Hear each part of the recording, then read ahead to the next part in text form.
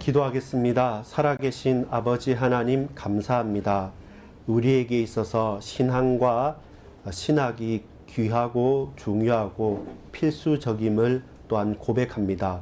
아무렇게나 흔들리며 왔다 갔다 하는 것이 아니라 하나님의 말씀을 말씀 그대로 잘 붙들고 마음에 간직하고 그것을 발전시켜 우리의 삶의 실제가 되어질 수 있도록 역사해 주옵소서. 특별히 이번 여름 스케줄 가운데 여름 성경학교와 우리 신앙의 중요한 성숙과 성장이 있을 수 있도록 주님 믿음을 고백합니다. 깊은 말씀과 신앙의 뿌리를 내리는 든든하고 온전하고 건전한 참된 하나님을 아는 지식에 풍성하게 하옵소서.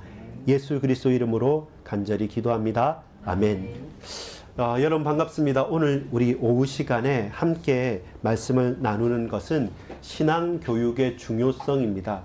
신앙교육의 중요성, 그것이 신학이라고 할 수 있습니다.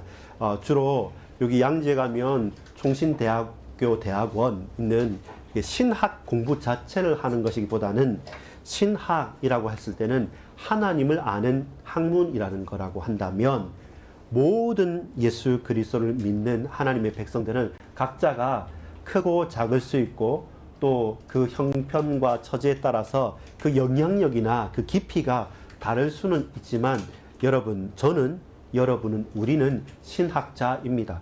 항상 하나님을 배워가고 하나님을 알아가고 하나님을 전해야 되고 하나님을 구체적으로 경험하고 살아가는 우리는 신앙인이고 동시에 신학자입니다.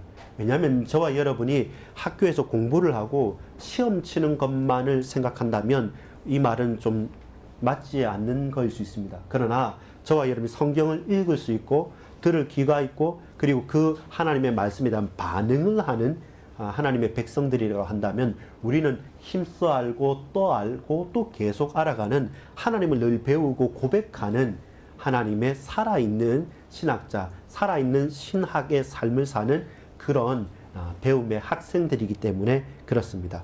그게 왜 중요하냐면 환경에 따라서 조건에 따라서 그 그릇에 따라서 담긴 것들이 계속 흔들리기 때문에 그렇습니다. 자, 준비되셨습니까? 주인공 앞으로 나오세요. 주인공 앞으로 나오고 먼저는 우리 알파벳 친구들 앞으로 위치합시다. 자, 앞에 나오셔서 자, 알파벳 친구들 자, 누구죠? A, B가 여기 있고 자, B 있죠? B. 자, 여기 오세요. B 오세요. B. 아니, 옆으로. C. 자, A, B, C. 자, C. 자, 붙으세요. 예, 붙으세요. 자, 초상권에 침해가 있어서 받게 해줍니다. 자, 여기 보면 여러분이 보실 때 좌측은 뭡니까? 그 중간점 뭡니까? 세 번째는 뭡니까? 확실합니까? 이 불변의 사실입니까? 질문을 하니까 갑자기 지금 심각해졌는데. 자, 다시 말합시다. 자, 뭡니까? 뭡니까? 자, A, C, 수고하셨습니다. 앞으로 가시고.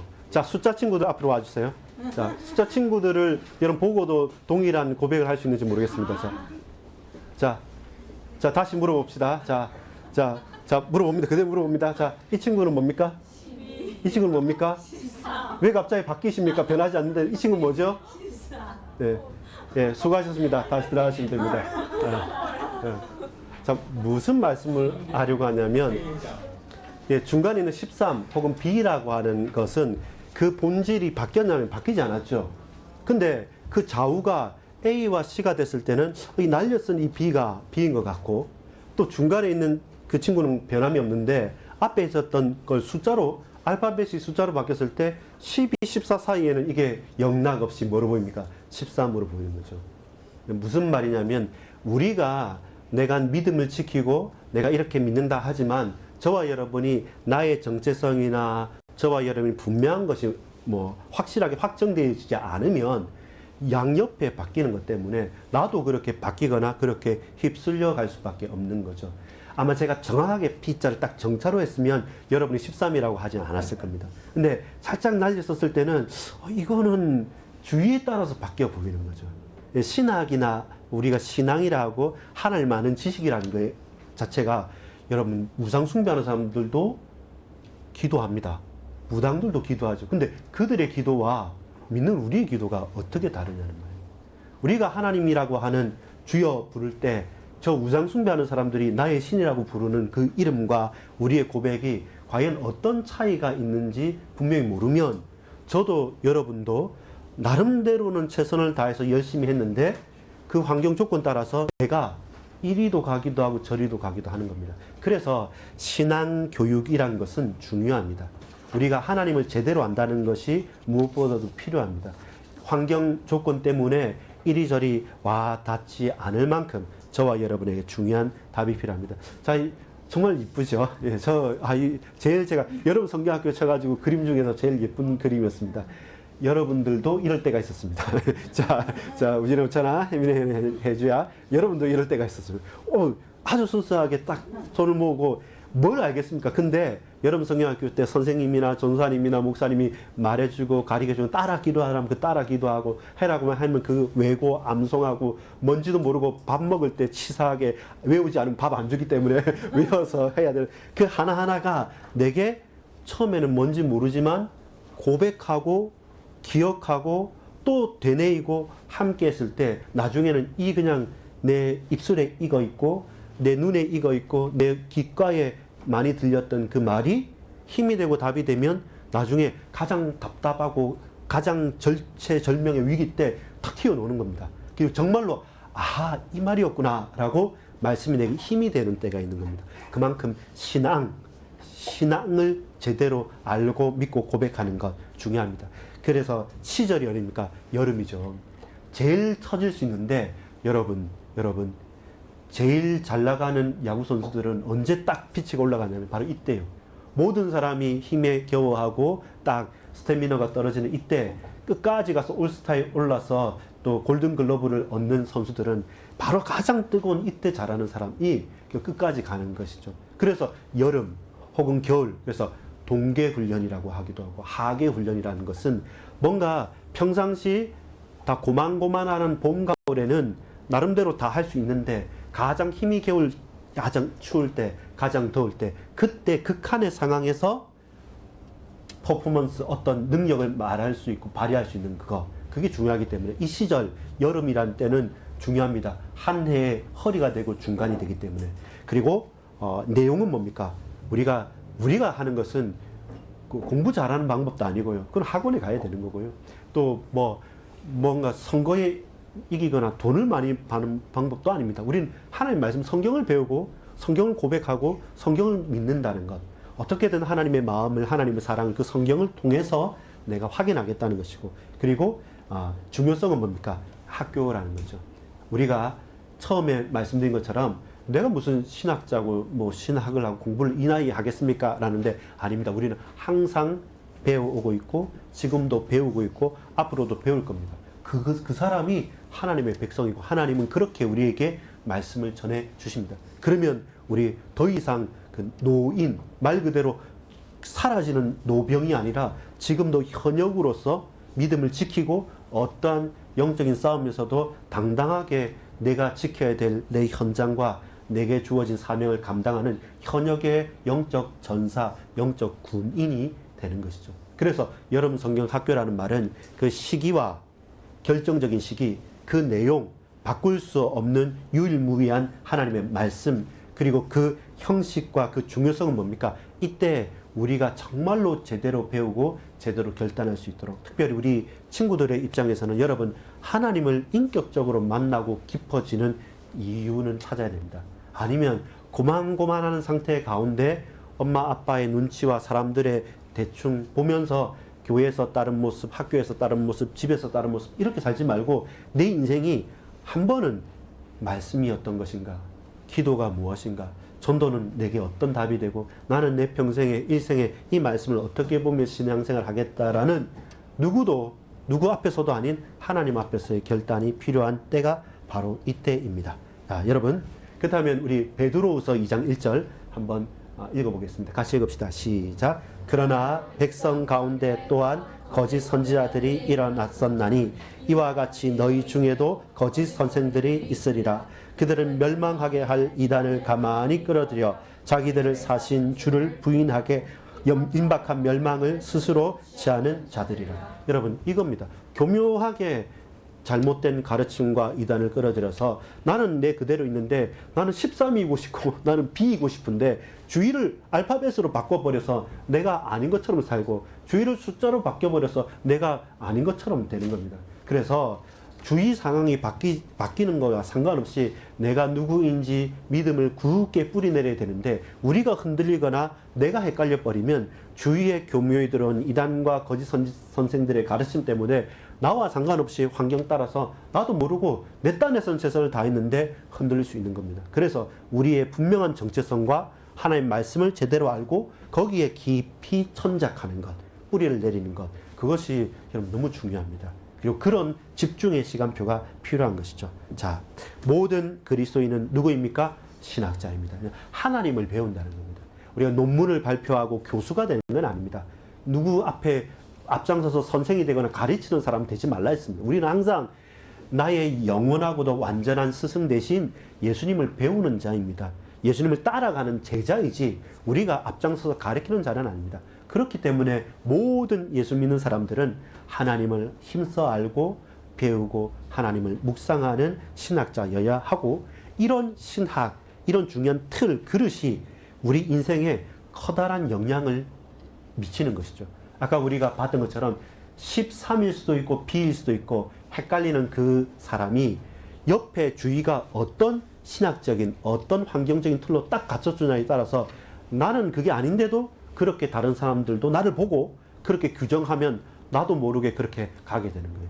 여러분 생각해보세요. 제가 여기 수영장 가거나 이렇게 하다 보면 비키니 입는 사람도 있고 막 이렇게 뭐 남자도 그렇고 여자도 그런데 거기에서 야하다는 생각을 안 해봅니다. 수영장에서, 풀장에서. 왜냐면 그게 수영장이니까 풀장인데요. 근데 여기에서 제가 팬티만 입고 있다. 저 길 가는데 누가 비키니만 입고 간다. 그러면 그거는 공연 음란죄로 신고를 할 수가 있어요. 그 왜 그러냐면 나는 그냥 입었을 뿐이다 싶은데 그 장소가 저기 비치, 해변과 수영장, 풀장인 것과 다른 사람들이 전혀 그렇게 예상치 못한 공공장소인 것은 다른 것이죠. 내 정체성은 무조건 여러분 수영복만 입고 다니겠습니까? 그게 아니지 않습니까? 우리가 환경과 조건과 모든 걸 뛰어넘을 수 있는 나름대로의 분명한 이유 있는 것, 그 신학이 내 삶에 어그러져 있거나 잘못되어 있으면 우리 인생에 영향을 지대하게 미치게 되는 거죠. 근데 주의할 점이 있어요. 그 밑에 문장을 한번 읽어볼까요? 시작. 건전한 신학을 주장해도 부패하게 살 수 있습니다. 다만 거룩한 삶은 반드시 건전한 신학이 있어야 합니다. 자, 이 말이 뭐냐면 말로는 하나님의 절대 주권을 믿고 오직 예수를 말하고 오직 예수 그리스도 모든 문제자 해결자라고 하지만 말은 하지만 그 삶이 부패하거나 흔들리거나 잘못될 수 있다는 겁니다. 아니 그렇게 말하고 어떻게 그렇게 살 수 있느냐? 아니요. 우린 그래 말하고도 그렇게 살 수 있습니다. 근데 반대로 거룩한 삶은 반드시 건전한 신학이 있어야 됩니다. 이 사람이 제대로 열매 맺고 살았다라고 한다면 잠시 아닌데 그런 척은 할 수 있지만 그 사람의 시작과 진행과 마무리가 정말로 아름답고 성령의 열매를 맺은 사람이라고 한다면 그가 많이 알지는 못하더라도 그러나 바르게 아는 사람인 거죠. 이 말을 여러분 알아듣겠습니까?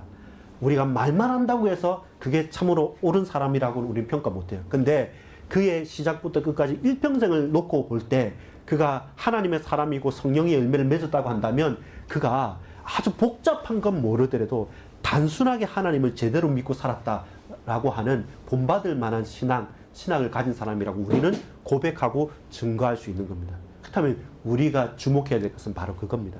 여러분 많이 배워도 우리 배운 만큼 못 살 수 있습니다. 그러나 제대로 살려고 한다면 적게 배우더라도 틀린 걸 배우는 게 아니라 올바른 것을 배워야만 합니다. 그게 우리가 신학이 중요하고 교육이 중요한 게 바로 그런 이유가 있기 때문에 그렇습니다. 첫 번째입니다. 자, 10가지를 빠르게 할 건데요. 길게는 하지 않겠습니다. 한번 제대로 한번 봅시다. 자, 어린아이와 같은 믿음이 뭐냐라 할 때 앞에 있는 것은 childlike, 뒤에 있는 것은 childish. 아마 줄레나 그 차이점이 있죠. 이 단어의 차이점이 있죠. 어떤 차이점이 있겠습니까? 자, 여러분 한번 읽어볼까요? 마가복음 10장 15절 읽어보겠습니다. 내가 진실로 너희에게 이르노니 누구든지 하나님의 나라를 어린아이와 같이 받들지 않는 자는 결단코 그곳에 들어가지 못하리라 하시고, 자, 이 말은 뭘까요? 이 어린아이와 같아 하는 것은 childish일까요? childlike일까요? 예. 이거는 유치하단 말이잖아요. 어리석고 유치하다는 건 어린아이와 같은 순수한 마음이 아니면 하나님을 절대적으로 의존하고, 왜냐하면 젖먹이 아이가 엄마 품속에 있고 엄마에게 떨어져 막 우는 것처럼 나는 엄마 없으면 못 살아 라고 했지만 지금 엄마의 말을 잘 안 듣죠. 예, 친구들. 자, 근데 그만큼 부모에게 절대적으로 순종하는 어린아이와 같은 순수한 마음은 하나님 나라를, 하나님을 바라보고 가는 겁니다. 근데 어린아이 맨날 떼쓰고 뻗대고, 여러분 마트에 가면 갑자기 확 이렇게 배 깔고 들이눕고 막 땡깡을 피우는, 요거는 유치한 거죠. 그렇게 안 해도 부모가 필요할 때 사줄 건데, 근데 막 이렇게 억지로 하는 그런 유치한 어린이는 되지 말라는 거죠. 그렇다면 우리가 어린아이와 같은 믿음을 순수한 믿음이 될까요? 아니면 유치한 믿음이 될까요? 근데 우리는 유치하게 많이 합니다. 안 해주면 나는 안 해주겠다고 막 이렇게 뻗대고 하는데 그런 건 아닙니다. 우리가 하나님을 믿는다, 저와 여러분이 믿음을 간다라고 할 때 걸림돌은 뭐냐면 저런 거예요. 순수함을 잃어버린 억지스러운 것. 예수 오래 믿을수록 저와 여러분이 자칫 착각을 해버리면 순수하게 믿기보다는 억지스럽게 믿어지는 것입니다. 자, 히브리서 5장 12절 한번 볼까요? 12절부터 14절 같이 한번 읽겠습니다. 시작. 때가 오래되었으므로 너희가 마땅히 선생이 되었을 터인데 너희가 다시 하나님의 말씀의 초보에 대하여 누구에게서 가르침을 받아야 할 처지이니 단단한 음식은 못 먹고 젖이나 먹어야 할 자가 되었도다. 이는 젖을 먹는 자마다 어린아이니 의의 말씀을 경험하지 못한 자요 단단한 음식은 장성한 자의 것이니 그들은 지각을 사용함으로 연단을 받아 선악을 분별하는 자들이니라. 무슨 말입니까? 여기서는 뭐죠? 어린아이와 같이 유치하게 하면 안 된다. 지금 성장하고 컸으면 옛날에 젖을 먹고 연한 것 먹고, 주로 여러분 그 어린이용은 맛 없어요. 그냥 아주 그냥 이빨 없어도 먹을 수 있는데 나중에 단단한 고기도 뜯고 맛있는 것도 먹으려면 장성해야 되는데 그렇게 소화도 안 되는 질긴 고기를 어린아이한테 죽으면 죽는 거죠. 그래서 못 주는 건데, 그 세월이 지나고 그 사건들이 지나고 우리 성장해야 되는데 여전히 어린아이처럼 유치하게, 그것은 아니라는 것이죠. 그렇다면 나는, 우리의 신앙은 뭐야 되느냐라는 질문이 첫 번째였고, 두 번째 걸림돌이 있는데 그건 뭐냐면 한번 읽어보겠습니다. 시작. 믿어도 별 다르지 않다는 두려움, 신앙 대 불신앙. 자, 이 말은 어떤 거냐면 두려움이 있어요. 내가 아는데 제대로 못 살았단 말입니다. 그러니까 더 안다는 게 중요한 게 아니라 제대로 산다는 게 중요하기 때문에 나 별로 더 알고 싶지 않다, 그냥 내가 제대로 살게요 라고 하는데, 그렇게 고백한들 그 삶이나 그 내용이 바뀌냐면 안 바뀌는 거죠. 그러니까 미리 지레짐작해서 포기해 버리는 겁니다. 에이, 뭐 그렇게 별다르게 유난스럽게 신앙생활 한다고 뭐 훈련도 간다고 뭐 헌금도 한다고 뭐 제대로 한다냐, 뭐 별 믿어봤자 다른 거 없던데 라고 하는, 이게 완벽주의에 대한 두려움이 되는 거예요. 그러니까 신앙보다는 혹 내가 믿는다 말하고 그렇게 못 살까 싶은 것 때문에 두려워하는 거죠. 이거에 우리의 걸림돌이 되는 거죠. 그런 경우가 예수 믿는 우리들에게 생각보다는 많습니다. 자, 이게 신앙과 불신앙을 가르는 지점이 되는 겁니다. 그럼에도 불구하고 내가 혹 넘어지더라도 그래도 나 하나님께 나가보겠다는 이 열망이 있어야 되는데, 오래 있다 보니까, 헌신자가 되다 보니까 그냥 딱딱하게 굳어 있는 게 되는 거죠. 또 하나의 우리의 걸림돌이 뭐냐면, 한번 세 번째 것 같이 한번 읽어보겠습니다. 시작. 구원받았는데 영접 뭐가 더 필요하냐는 아니함. 자, 이건 나 예수 믿었으니까 끝. 맞습니다. 끝났습니다. 근데 예수 믿었으니까 뭐 다른 게 더 필요하냐라고 하면서 저와 여러분이 여전히 육에 속한 사람으로 살아가는 것이죠. 여전히. 예수 믿었으니까 말은 하는데 전혀 변화되지 않는 삶 속에서 여러분, 제자는 고단한 삶입니다. 스승이 가르치는 것을 늘 집중하면서 배워서 그걸 그대로 하려고 하면 몸에 익숙하지도 않고 잘 모르기 때문에 늘 좌충우돌을 하면서 시행착오를 합니다. 그가 그리스도의 제자입니다. 우린 그리스도가 아니니까 우린 예수님의 제자로 예수님 걸어가신 길을 걸어가는 가운데 여러 가지 문제 사건 가운데 자빠지고 넘어지면서 살아갑니다. 근데 저와 여러분이 그것을 그대로 머물러서 그냥 처음 예수 믿고 영접해서 나 하나님 자녀였다, 우리의 모든 문제 끝났다, 아멘 하고 그 뒤로 단 한 걸음도 움직이지 않고 그냥 육에 속해서 그냥 구원은 받았으니까, 근데 내 삶은 안 변해도 그냥 구원 받은 거 거기까지 만족하고 살자는 안이함 때문에 계속적으로 우리는 성장을 못하는 부분이 있습니다.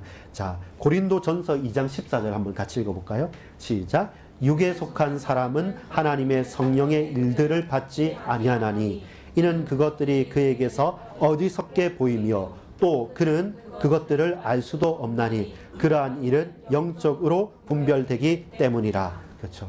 우리가 계속적으로 육에 속한 사람으로 만족하고 안이하게 신앙생활에서는 과연 그게 진짜 신앙이냐? 아닌 거죠. 그래서 집중이 필요하고, 그래서 뭔가의 결단이 필요하고, 반대로 행동이 필요한 것입니다. 자, 또 다른 이제 네 번째 것은 한번 읽어보겠습니다. 세상은 타락했으니 도피하는 것이 믿음. 자, 이 말은 뭐냐면 우리 수도원과 수련원의 차이가 그겁니다. 여러분 가출과 출가의 차이를 압니까? 가출, 출가 반대지요. 가출은 뭡니까? 여러분이 엄마 기분 나쁘고 아빠 기분 나빠서 에이 하고 나간 겁니다. 그거는 그 안락에서 그 고생으로 가는 길이에요. 가출. 출가는 뭐냐면 여러분 결혼해서 아예 분가를 하는 겁니다. 우리는 늘 거기에 헷갈리는 거죠. 이런 세상은 타락했으니 세상에서 정말로 하나님의 은혜가 보이지 않고 이건 너무 더러워. 그래서 나는 이 세상과 등지고 수도원에 들어가서 나 혼자 그냥 믿음을 지키면서 살겠다는 게 어떻게 보자면 뭐 일리도 있는 말이지만 과연 모든 사람이 그렇고 그게 과연 근본적인 목적이냐? 그렇진 않습니다. 우리가 연약하고 부족한 게 있고 기술이 모자라면 수련원, 훈련원에 들어가서 내가 약한 부분을 빨리 배우고 실습해보고 혹 또 넘어지더라도 나와서 내 삶에서 주어진 사명을 감당해야 되는데 사명과 모든 것 다 버려버리고 이 더러운 세상 내가 한 발자국도 가서 오염되기 싫으니까 나는 거룩한 사람이니까 난 날 지켜야지 하면서 계속 감싸고 있는다. 과연 그것이 신앙이냐 믿음이냐? 아니라는 겁니다. 우리는 그런 사람들 아닙니다. 우리는 제대로 출가하기 위해서 지금 하나하나 집에서 쌓아가는 사람이지 그냥 기분 따라서 가출해버리고 왔다 갔다 하는 사람들은 아닙니다. 여러분 또 다른 것 다섯 번째 걸림돌들이 있는데요. 자, 에티켓. 어떤 에티켓이냐면 종교와 정치에 관해서는 토론하지 말라. 이런 에티켓이 성숙한 믿음이냐. 이게 사람들이 그래요. 예수 믿는 사람은 너무 지독하고 너무 예의 없고 너무 무식하고 너무 막무가내다라고 하면서 전혀 분위기 찾지 못하고 막 해서 그래 우리 그 고개가 끄덕여질 때도 분명히 있습니다. 그런데 여러분 자세히 한번 보십시오.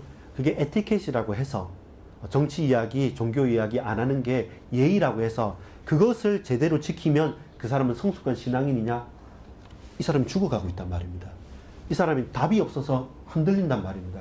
그에게 에티켓과 예의를 지키기 위해서 내가 말하고 싶지만 그 사람이 조금 먼저 말하지 않았기 때문에 그것은 생명의 또 이 세상 말세라고 하는 시간표를 전혀 모르는 사람들의 말입니다. 여러분 그렇지 않습니다. 자기 주장하는 것과 믿음을 변증하는 것은 다릅니다. 우리는 자기를 주장하는 사람들은 아닙니다. 우리는 나를 말하는 사람들이 아니라 생명의 주요 온전케 하신 이인 예수 그리스도를 바라볼 수 있도록 우리 주님을 전하는 자, 믿음을 변증하는 자들입니다. 그래서 조금 생각해 보면 약간의 차이지만 많이 흔들릴 수 있는 겁니다. 다음 한번 볼까요? 이제는 어떤 거냐면 아까 제가 오전 예배 서론적인 부분에서 했던 부분이긴 한데 한번 여섯 번째 걸림돌 읽어보겠습니다. 시작. 지성보다는 마음이 중요하다는 것이 참 믿음. 자, 우선순위에 대한 부분이에요. 이제 우리가 뭘 아는 것보다는 마음이 중요하지 않냐? 마음이 참 믿음이지라고 하는데 틀린 말이 아닙니다. 맞는 말입니다. 근데 이 순서의 문제입니다. 그게 뭐냐면 중요성을 따지면 껍데기보다는 본질이 중요하죠. 지식보다는 그 마음이 중요합니다. 근데 여러분 그것만 생각해 버리면 어디에서 실수가 있냐면 순서는요 마음보다 지성이 중요한 겁니다. 순서가 중요해요. 수순이 중요해요. 내가 아무리 마음이 좋다고 해도 이 마음을 아무짝에도 쓸모없는 타락하고 더러운 것에 담아둔다. 그럼 그렇지 않죠. 그래서 뭡니까? 이 두 가지를 같이 잘 볼 수 있어야 돼요. 근데 사람들은 두 가지를 섞어버려요. 정작 마음이 중요할 때는 이게 틀렸네 이라고 정작 순서대의 절차에 맞춰서 할 수 있어야 되는데 그때는 아무렇게나 해버려서 정작 중요한 것을 드러낼 수가 없으니까. 이게 제대로 신학이나 신앙교육이 안 됐을 때 우리가 실수하는 지점들이죠. 또 저와 여러분이 점점 성숙해 가면서 확인되는 우리에게 맨날 후회가 남는 지점이 바로 이런 것들입니다. 그 다음은 이것도 이 세대가 제일 많이 흔들리는 것들입니다. 7번째 걸림돌입니다. 같이 읽어볼까요? 성공, 능력주의가 이 세대의 참 믿음인가? 예.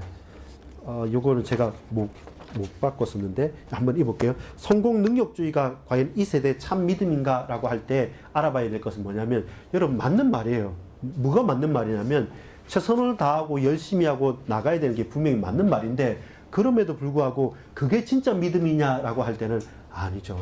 그것은 진짜를 가장한 가짜예요. 뭐가 진짜냐, 뭐가 가짜냐라는 것에 대해서 능력주의가 아닙니다. 그러면 이게서 뭐가 됩니까? 주인이 바뀐 거예요. 내가 할 수 있어도 하나님께서 붙으실 때 머물게 할 때는 우리는 머물러야 돼요.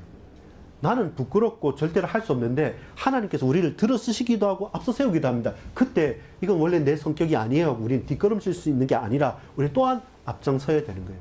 문제는 뭡니까? 주인이 누구냐는 겁니다. 내가 주인이냐? 하나님이 주인이냐? 그래서 이 세상에 능력주의가 아닙니다. 여러분 세상에 줄 세우는 게 아니라 우리는 십자가주의입니다. 우리는 그 연약한 사람을 위해서 죽어주는 게 승리지 그들 위해 군림하는 승리자들이 아닙니다. 예수님은 그렇게 가르치지 않으셨습니다. 그래서 우리는 그리스도라고 말하지 말고 여러분 예수 그리스도라고 말해야 됩니다. 우리를 위해 십자가 지시고 죽으시고 부활하신 그분이 그리스도이신 겁니다. 그냥 내가 승리하고 싶고 최대한 군림하고 싶어 있는 최고 승리자 혹은 능력자, 권능자라고만 우리는 말하지 않습니다. 그건 세상의 성공주의와 다름이 없게 되는 겁니다. 8번째죠. 같이 한번 읽어보겠습니다. 시작. 작지만 소중한 것을 한다면 과연 진짜 믿음입니까? 이게 뭐냐면 이런 거예요. 이거 여러 개 다 못하니까 내가 가지고 있는 소소한 것, 그 작은 거 하나 그것만 할래 라는 겁니다. 이게 상처받기 쉬운 사람들 또 우리가 적당한 선에서 계속 선을 긋잖아요. 예, 신앙생활도 이 정도만 더 이상은 그건 광신 이렇게 하면서 은혜 위에 은혜라는 게 있는데 그걸 우리는 경험하기 싫어해요. 내 판단과 내 바운더리 안에서 그냥 내 삶에 지장이 안 될 정도로만의 어느 정도의 신앙생활 그 적당하게 타협하면서 그러니까 신앙이 자라지를 않아요. 그래서 짧은 습관인가 아니면 내 인생을 바꾸는 완전한 몰입과 집중인가 결국 우리의 거듭남이란 것은 우리가 이런 생활 저런 생활 조금씩 잘하면 사람이 확 바뀌는 게 아닙니다. 우리는 하나님께서 우리를 다 거듭나게 만들어 주셨기 때문에 그 이후로의 삶이 거룩해지고 새로워지는 것이죠. 그래서 작지만 소중한 게 아닙니다. 진짜 것을 찾아서 온전한 거듭남이 필요한 것입니다. 자, 그랬을 때 교만, 부정직, 게으름에서 나를 지키는 믿음이 뭐냐? 결국 이건 세상과 그리고 복음에 대한 부분들입니다. 어떤 거냐면 거의 대다수 우리가 아까 처음 말한 것처럼 어떤 질문이었냐면 중요성과 순서를 놓고 봤을 때 제대로 믿으면 제대로 결과가 나야 되지 않느냐 혹은 제대로 고백하면 제대로 바뀌어져야 되지 않냐라고 하는데 실제로 우리에게 도사리는 것은 뭐냐면 교만과 부정직과 게으름을 완전히 우리는 떨쳐낼 수 있냐면 그럴 수 없는 거죠. 그게 불가능합니다. 그래서 저와 여러분은 뭡니까? 진짜 믿음, 진짜 돌이킴이 필요합니다. 하나님께서 우리에게 말씀한 이겁니다. 빌립보 2장 12절에서 13절 같이 한번 읽어보겠습니다. 그러므로 나의 사랑하는 자들아 너희가 나 있을 때뿐 아니라 더욱 지금 나 없을 때에도 항상 복종하여 두렵고 떨림으로 너희 구원을 이루라. 너희 안에서 행하시는 이는 하나님이시니 자기의 기쁘신 뜻을 위하여 너희에게 소원을 두고 행하게 하시나니. 하나님께서 소원을 두시는 겁니다. 결국에는 우리가 교만에서 돌이켜야 되고 부정직에서 벗어나야 되고 이 게으름에서 벗어나서 하나님을 찾고 항상 두렵고 떨림으로 복종하면서 구원을 이루어 가야 되는 것이 우리에게 주어진 것인데 우리는 결국 사실 우리가 하나님을 불신앙하고 있고 싫어하고 있는 것입니다. 마지막 10번째 부분입니다. 불순종에 대한 겁니다. 결국 이 게으름과 불순종이 결국 어떻게 되냐면 이거 보겠습니다. 불순종은 모든 걸림돌에 녹아있는 거짓 믿음입니다. 결국 자기를 사랑하는 거죠. 앞에 말했던 뭐 여러 가지 모든 부분들이 다 뭐냐면 실제로 한 단어 한 말로 하자면 불신앙이고 불순종인 거죠.